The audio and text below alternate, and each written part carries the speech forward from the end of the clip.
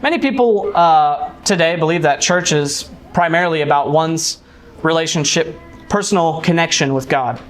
However, it's important to recognize that another crucial aspect of attending church is to extend support to others, extend aid to others in their spiritual growth. And, I think this is important. Sometimes out of a false sense of humility, we think that we're not that special or important in the assembly. But one of the, things about life is that we don't get to decide what our presence means to other people. Oftentimes as humans, I think we can get to thinking, well, my presence doesn't really impact people much at all. If I'm not there half Wednesday nights or Sunday afternoon, nobody's going to notice, nobody cares. And not much is just going to change. But this is not simply true.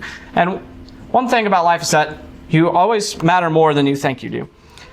Even if we don't want to admit it as humans, there are almost always younger people who are watching you, who view you as a role model and are looking to you for an example. And then there's your peers who rely on you and your consistency for strength and camaraderie. And then lastly, there are older people too who will gain encouragement from your dedication.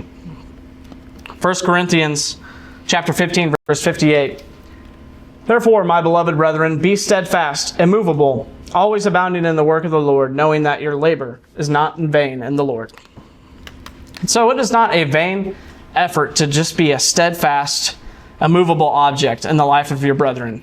Someone who consistently shows up, consistently puts their spirit into worship, and abounds in the work of the Lord. And this is a difficult standard to live up to.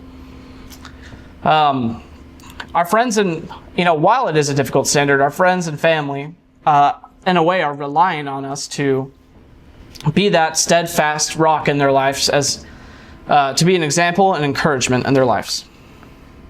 And then thirdly and lastly this morning, I want to talk about going to services for yourself.